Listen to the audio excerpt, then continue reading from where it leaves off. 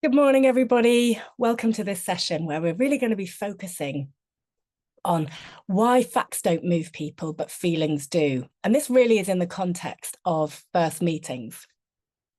But I've been long fascinated in this dynamic that could be created in a first meeting, where if it goes well, a perfect stranger can hand over their life savings for you to manage.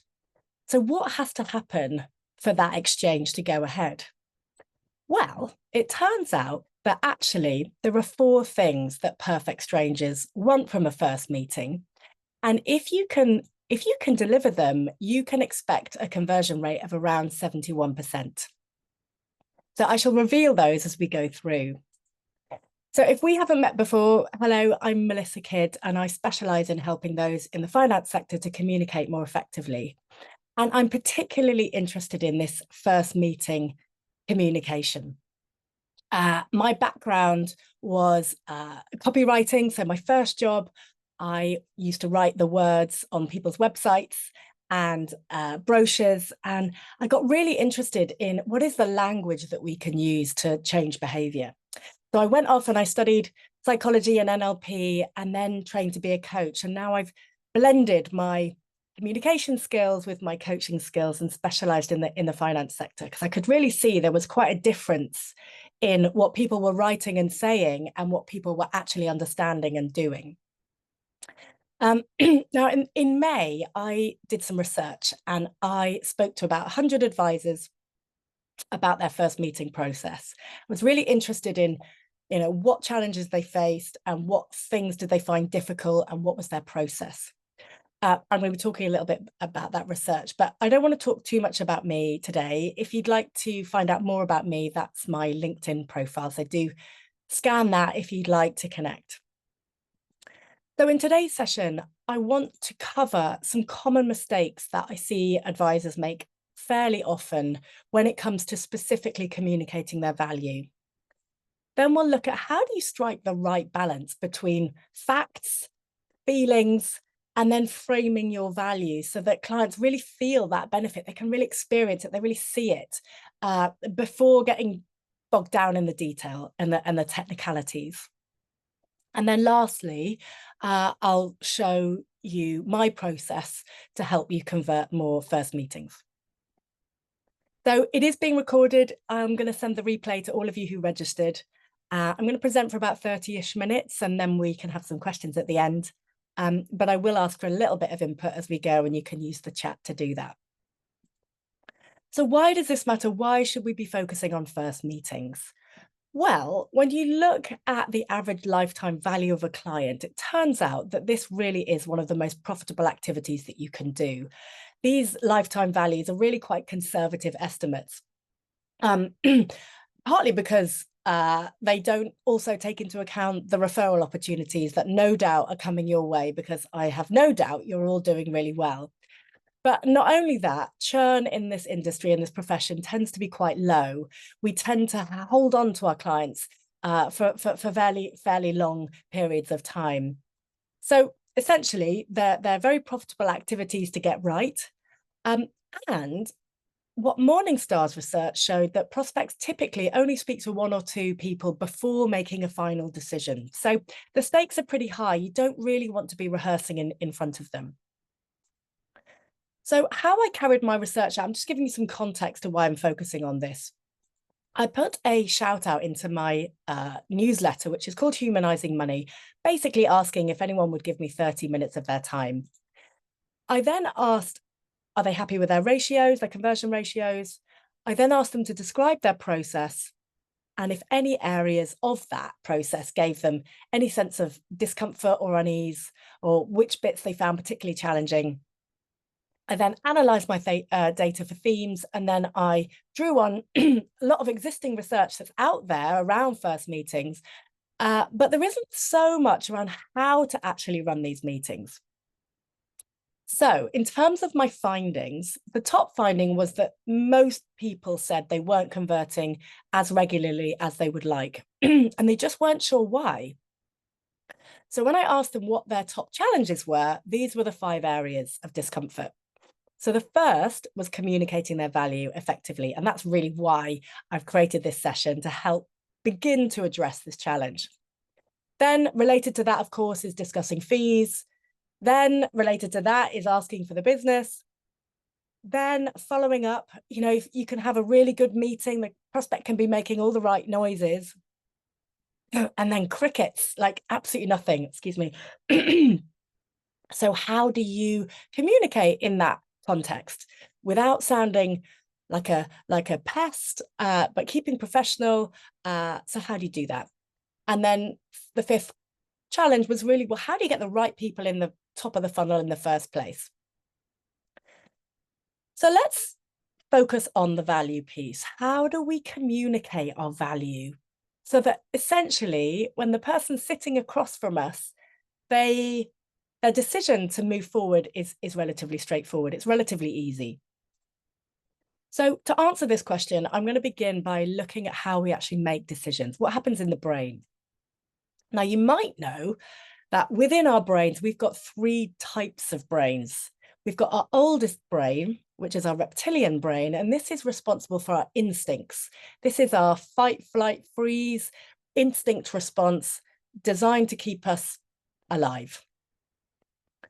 Our reptilian brain, our limbic brain, Victoria, you put your hand up, but just pop something in the chat if you wouldn't mind, because I can't unmute you. The limbic brain is really the seat of our emotions. So emotions essentially are designed to make us move. Emotions are under the conscious thought, and they are designed to respond to our environment and, again, keep us safe. And then our newest part of our brain, the neocortex, is responsible for language, judgment, thinking processes. And so we've got these three areas, and essentially the limbic brain is where trust and motivation reside, helps us make decisions, and then we tend to justify things with logic. So you've probably heard that before. No problem, Victoria. But essentially, we make decisions with our heart and then justify them with our head. So when you're thinking about value, how do we unpack this? How do we make sure that we are putting the right pieces of value in front of the client? Well, of course, value means different things to different people, but Boring Money did some brilliant work around creating a framework for how advisors can demonstrate their value. So you'll see the big chunk of this is around giving your clients, giving your prospects trust and peace of mind that they're going to be okay, that they're going to have enough money. Like ultimately, that's generally what they're paying for. But to get there, of course, they rely on your brilliant planning skills. So you can see that's the big chunk of where clients and prospects are going to be deriving value from. However, they also value the information that you can provide. Of course, they want good performance. And of course, they want to feel like the fees that you're charging are a fair exchange. So this is all very well and good. But what happens if you are talking to somebody that's never had advice before, that hasn't got any experience of planning? Like, what do you do then? And really, yes, prospects aren't, they're not buying the plan, they're buying this peace of mind, as we've said. But how do we communicate this to someone that's never had it before? Because it's really something that's an experience, and then it's difficult to judge if you've never had it before. So really what we need to do in this instance is give them a taster. And this is one of the communication principles, is show, don't tell. We need to show them what it's like. We need to give them an experience of what it's like rather than tell them that it's going to be really valuable. And I'll be explaining and showing you how you can begin to do that. But before we do that, I want to show or convey some common mistakes that I see people making fairly regularly. So I'll run through 4, and then you can let me know which, if any of you, recognize them. So the first is them just adopting the wrong mindset. And this really is about them not necessarily valuing what they do. So they perhaps riddled with self-doubt, or they don't necessarily see the impact that they're having on clients' lives. They're not really seeing how easy and how much smoother their life is running as a result of their brilliant planning. The next is they're asking ineffective questions. And we're going to be talking a lot about this morning. I'm a big fan, as some of you might know, of asking good, insightful questions. And this can be partly because if you didn't have a psychology background and you don't know much about how decisions are made, you might overlook the importance of emotion. Third is that often advisors talk too much and don't listen enough. And this is because a lot of them are perceiving their value to lie in the technical answers that they can offer. And that they want to demonstrate their credibility and demonstrate their trustworthiness. And they do that by showing off their competence and their exams and the technical knowledge that they have and can understand. All very normal, because that's what your training has often taught you how to do. And the fourth is lacking a psychology-informed process, like this meeting structure that helps to demonstrate and show your value. And this, I find, often is sort of when advisors have been in the industry for a long time, they often wing it. And that can then mean that sometimes we make the mistakes that we've mentioned earlier, but I'm going to show you a little bit about how you can do that today. So I'd love to know, of those four things, thanks, Duncan, for jumping in there. Talking too much is really, really common.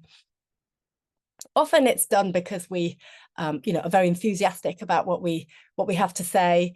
We want them to feel like they're in safe hands. Anyone else want to jump in? A bit of one and a bit of three. Yeah. Perceived value to lie. Number three. Yeah. Four. Okay. Okay, bit of a mix. Super. So let's start with adopting the wrong mindset. I don't want to talk too much about this because actually it doesn't look like it was much of a popular one. But essentially, I think this is really about having a sense of, just because you can do it, you might think that everybody can do it.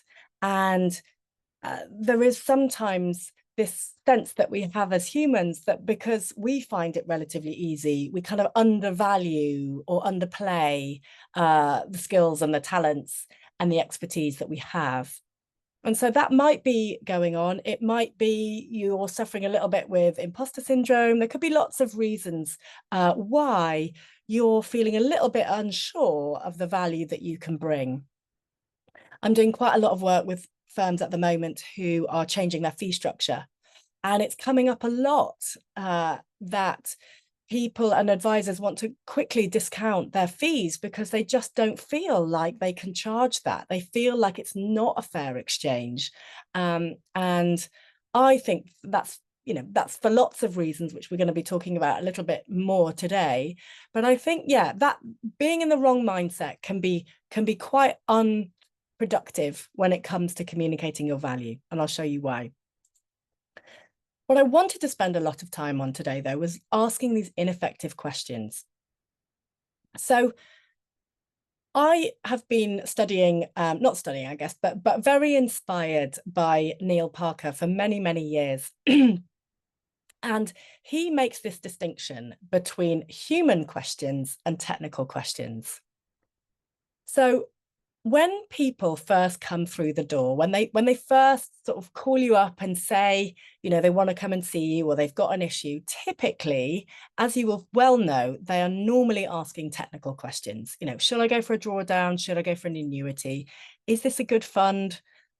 I've got this pension now and I've got an ISA, but I don't know what to do with them next. I've just inherited some money and I don't want to fritter it away. Where shall I invest it? Or my pension is performing poorly. So those are kind of, as you will know, fairly typical garden variety questions that you will be asked.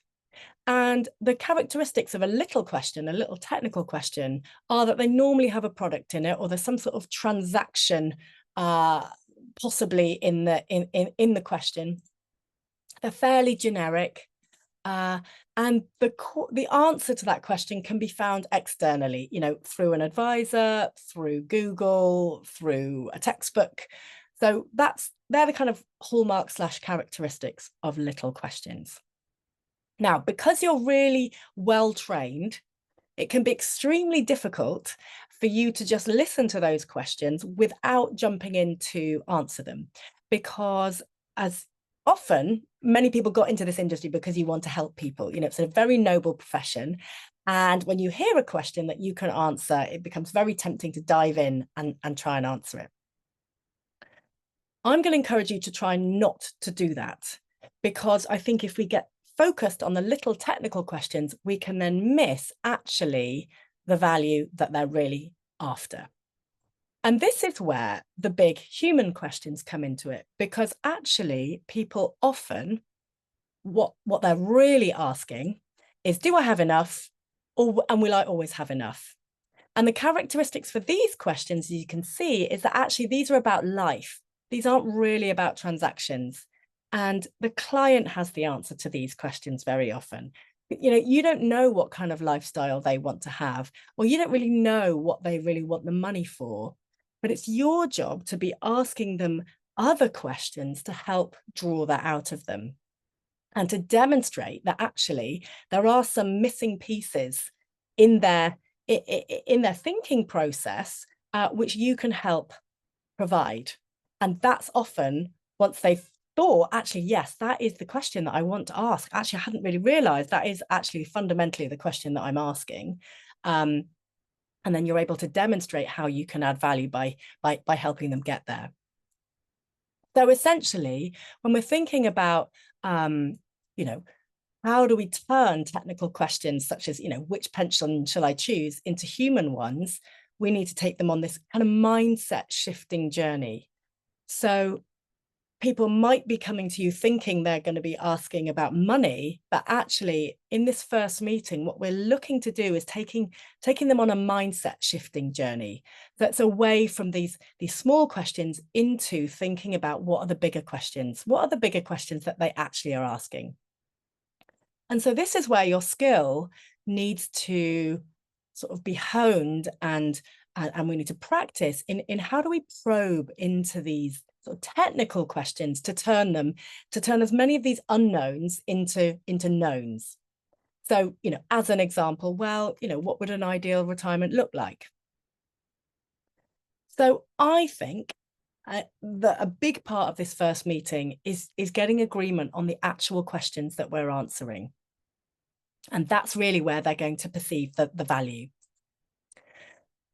So as some of you know, my background is psychology. I'm really interested in, how the brain works and how we can get motivated to move and change. And when we ask effective questions, essentially it can do these 4 things. It creates a curiosity gap. When you think about some of the best teachers that you had at school, probably they were really good at identifying what we didn't know. Basically, our brains don't like having these gaps. We kind of feel motivated to find out what the answer is. It causes a self-generation effect. I'll talk about these in a bit more detail, but essentially, we tend to be more bought into ideas that we've come up with ourselves. And so by asking good questions, we then share things that we feel more bought into, more likely to move. When we feel heard, we feel like the other person is trustworthy. We develop a stronger bond to them. We have more oxytocin in our system. We feel closer to that person asking us, especially if they're good at listening. And then this can cause a shift in perspective, that actually it's not really about the initial transactions that we're interested in. It's more about the meaning that the money that the money has for us. So yeah, just to reiterate, when we're looking at how do we create the curiosity gap, it's thinking about, what are some of the questions that we can ask to enable that gap, to create that gap. And I think, as you'll have seen, if you talk a lot, then actually, and you give too much away and you solve the questions and the problems too soon, actually there is no gap. There's no gap created at all. And so the prospect might leave that meeting going, oh yeah, that was really interesting. I learned a lot. I can go and do it myself. Or I can't see where you're going to add stuff because you've already told me. So this is why we have to kind of sit on our hands when we hear something that we know we can answer, is to have some phrases that we can say, which is, yeah, that's a really good question. You know, I hear that a lot. It's something that we specialize in answering. Those kind of phrases which demonstrate your expertise, but you don't necessarily give the answer.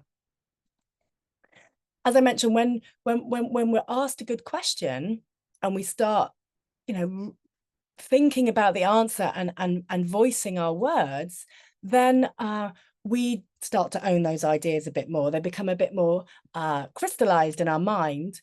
And then we are also then more receptive to them. We're more bought into them. We're more likely to act on them. Just remember, this is what we're wanting to do. We want people to leave this meeting feeling like we are the person that they can hand their money to and it will be in safe hands.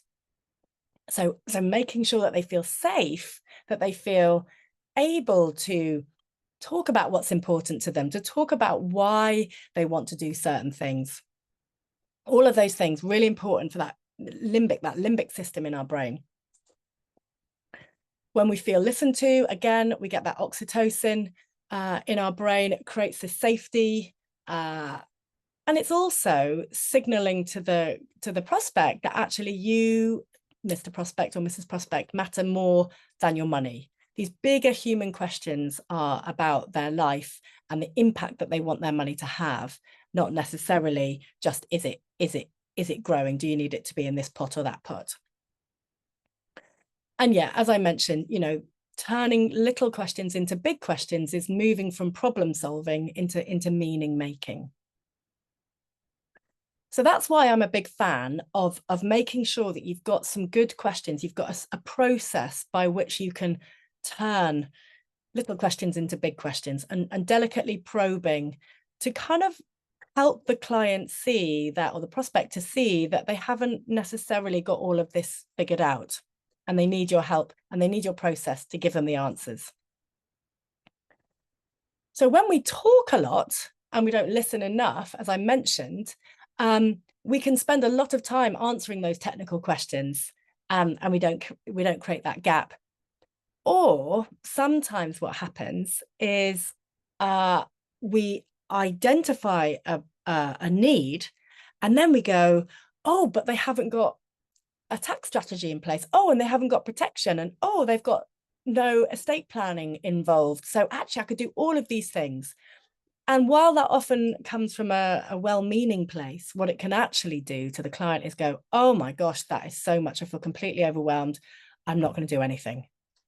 So it's about, being a painkiller, not a vitamin. You may have heard me say that before. It's trying to identify what is the pain that they've come in for, solving that, developing the trust and creating that enough tension. It's a bit like if you imagine a rubber band with that curiosity gap. We need the right amount of tension so that they feel like, yeah, this is the right person to help me solve this problem. We don't want it like too little tension, you've solved it all for them, or too much tension so the band breaks and they don't do anything. So it's about having that Goldilocks amount of tension. And then lastly, it's, some of us don't necessarily have this structure in place to really expose what they don't know and to give them that experience of going on this mindset shifting journey away from sort of, problem solving essentially into meaning making. So when we're looking at how we strike the right balance, essentially, when we do this well, we're essentially getting them motivated and thinking differently about what their future might look like, but we're also, so that's what the excited, the motivated bit is, but we're also showing them with our expertise that we need to know their facts. We need to know, where they are now and roughly what this money, what the money is for, and have some figures, and then show them that your process can answer some of those questions that they've come in with originally. So at the beginning of this webinar, I mentioned that there are 4 things that prospects want in a first meeting. And if you can deliver them, you can get a conversion rate, or can expect a conversion rate of around 71%. So you can see the first one is that prospects couldn't have felt more comfortable about being open. So we've done a good job in settling that limbic system, that they feel able to share their concerns or their worries with you. You're really good at making them feel safe about not so they don't feel worried that they're asking like a stupid question. That's a really big one. Then the second part is having an in-depth discussion around their motivations. So again, this is all emotional content. This is all limbic stuff. Why, what's driving them? What's behind this? Then hopefully they can see through your process that actually you're the person that can help them turn a lot of those unknowns into knowns. And you've done that in a way that's just revealed that that's how you work. And that they've learned a lot. So there might be opportunities where you're able to say, or to use metaphors, for example. I know Neil Parker uses, when he's trying to explain the difference between a drawdown and an annuity, for example, he'll liken them to, a box and a barrel. So a box is, you buy an annuity and it churns out a certain amount of money, but there are pros and cons. And then the barrel is, drawdown, but it can run out. And then the prospects are thinking, well, which one is for me? And you're not sure yet, because you don't know what good looks like. You don't know what the financial demands are yet that they're going to face, and you don't know what the money needs to do. So you're showing that you know your stuff. You're demonstrating your expertise, but it's in the context of those bigger questions. And then they can see that actually, yeah, that makes sense. Actually, I realize you can't, it's not this or that, because I don't really know what it needs to do yet. And so you send them out of the meeting feeling like, yeah, they learn enough. Ideally, you want to not overwhelm them, but they go away feeling like, yeah, that I felt excited, and I learned something, and I felt safe. So how you frame this, when they come in through the door, they're going to be feeling a lot of feelings. Either they might be nervous, they need their mind settled, but they're probably trying to move away from some sort of feeling. So there might be some fear that they are going to run out of money, or that they don't know what to do. There's some confusion, and they want to move towards something else. So reassurance, clarity, those are kind of things that typically people are wanting to move towards. Then we need to ascertain what the facts are. So where are they now, and what are they trying to achieve? And then through your process and through your unfolding meeting, they get to see and experience those missing pieces. And that's how you frame your value. It's by demonstrating that you can deliver the answers through the process that you'll take them. And there's a lovely analogy that he uses of actually planners being rather like architects. And he imagines people standing on a plot of land. Let's say you were talking to somebody that was approaching retirement, and they have come into your office, and essentially they're asking, should I do a drawdown or an annuity? And you basically say, well, listen, we're not sure what we're building yet. We don't know. It's a bit like you asking, have I got enough bricks? And we just don't know what we're building yet. So when he uses analogies like that, it just helps to ground the value of what you're doing in a way that's kind of concrete, in a way that they can get. So that's really, when you're using metaphors, you're using analogies, that's a really, it's a way that the right hand part of our brain, the right side of our brain, can really fathom and get their head around things that can feel quite abstract and can feel quite technical. So I just wanted to finish off by showing the process through which I teach some of these communication principles to help people convert their first meetings. And I split the program into 3 parts. So really, we're focusing on what to do before, during, and after a typical meeting. And what I find often is that lots of advisors don't necessarily have a clear picture of who they want to work with. So when you're very clear on the life stage that you want to work on, or the type of person that you want to work on, it becomes much easier for you to anticipate what those little questions are, and then develop a process around how to turn them into bigger questions, those bigger human questions. So we do a lot on the screening step. Many of you might have seen my material on this before, but it's really, really important that by the time you get to that first meeting, that you've identified, are you a good fit? Have they got problems that you can solve? And, you know, is this urgent enough for them? I think very often people can get to that first meeting and spend an hour or so with someone only to realize that actually you're not a good fit, or they're just trying to get as much information out of you as possible, and they haven't really got much intention to come on board. So that 20-minute step is a really, really good and effective use of time. Then the second part of the program is we really looking at the meeting itself. So how do we settle their minds? How do we get them thinking in these new ways? How do you follow this structure to really demonstrate and unearth your expertise? We're looking at managing expectations. And then, of course, once you've demonstrated your value, talking about fees is a much more straightforward process. I think often people will get fees and value the wrong way round, and then get lots of objections. So there comes with lots of resources, questions, samples, scripts, and then lastly we look at how you follow up from the meeting. So what happens in the unlikely event that you get ghosted? How do you respond? And I've got some very effective sentence stems really that have had next day responses. So the way that I've structured it is a series of self-paced modules, and then every other Tuesday we have a get together where we practice the skills, we think about what's coming up and what went well, and then we have 2 face-to-face days. So this is really where we are absolutely rehearsing, practicing, doing loads and loads of role play so that you feel really ready to go for those all important first meetings. So in terms of how much it is, it's 1,350 per person. You can pay in installments if you would like.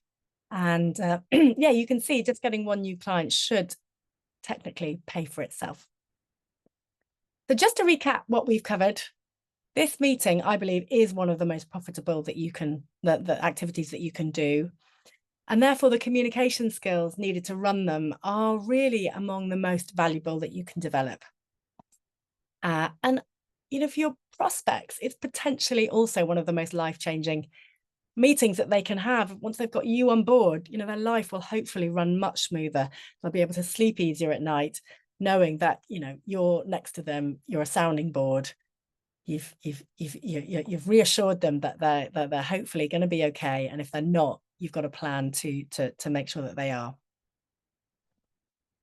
So before we finish and have some questions, I just wanted to recap what we've covered. Those 4 mistakes that advisors often make when it comes to communicating value is not adopting the right mindset, which is really being sure of the impact that you have. When you're really clear on that difference that you make to people's lives, it becomes much easier to then speak with authority and yeah, not ask effective questions and not be so scared about discussing fees or asking for the business. We spent a lot of time looking at ineffective questions. A lot of people will stick to the transactional, those little questions, because they don't know how to turn those into bigger human questions, or they talk too much, Partly that can be because they want to help and they know the answer, or they feel more comfortable talking about the technical area rather than the more emotional, what's this for? Or they lack a structure. So they can be a little bit all over the place, and that can mean that the client has left not having had their mindset shifted. Part of how we strike the balance between facts, feelings, and framing your value is turning those little questions into big questions and showing that your process will answer those questions. So it's showing them the missing pieces, it's getting them excited, it's getting them thinking in a different way, and they go away hopefully feeling fired up and that you're the person to help them. And then if you wanted some more help increasing your conversions for those first meetings, then I went through my mentoring program.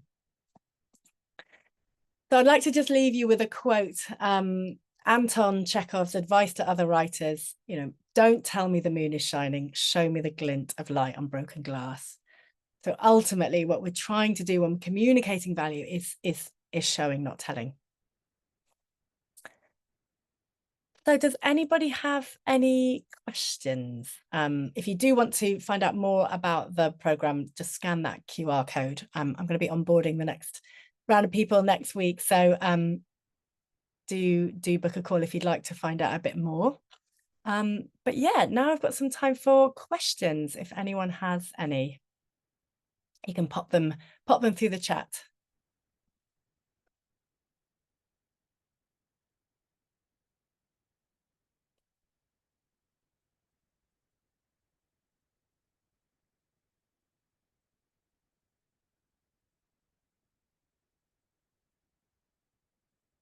Will you have any further runs of the package that start later the next week? Yeah, Duncan, it's essentially it's an open program. So yes, is the answer to that. The face-to-face days. So the next one after January will be April. So yes. Yeah, we've got a lovely group at the moment. Lots of different people at different stages. But yes, thank you for your question. Does anyone have any more questions? If not, could you give a little more insight on being ghosted? Yeah, sure. I'm not going to give you my actual phrases because I've thought long and hard about those. But essentially, I think a lot of this starts earlier upstream. So this is why the screening step is really important, to identify, what's prompted them to get in touch in the first place, and to try and identify what have they done about this already. So often by the time people have come to speak to you, they've been on Google, they've spoken to their mate down the pub, maybe they've spoken to their father or their dad, and lots of people have been giving them different information, but it's not worked yet. So they're not convinced. So I think what you're trying to do is demonstrate to them that what they're doing currently isn't working, but then there are also pieces in the process that they haven't got yet. So what you're trying to get them to do is shift their mindset away from thinking that I can do this myself. And some of them might be able to do it themselves, in which case there isn't really the need there. But essentially, what you're trying to do when you're encouraging them to respond to you is you're demonstrating that you get where they are. So maybe they're very busy, or you're sort of guessing why you haven't heard from them. And sometimes, especially if you spent quite a long time with them, that can trigger this sense of, oh gosh, now I feel really rude. It's a polite way of calling them out, and it tends to work really well. So it sort of depends how much investment you've made in them already. If you've just met somebody, then often we haven't done that mindset shifting piece effectively enough.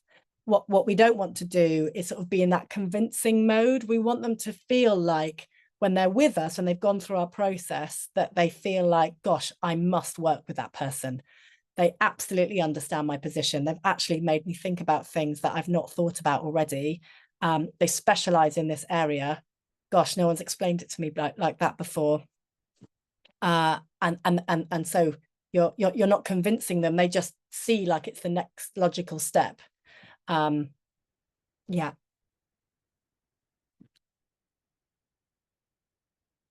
Great. Thanks, Duncan. Well, yeah, do bear it in mind for your meeting.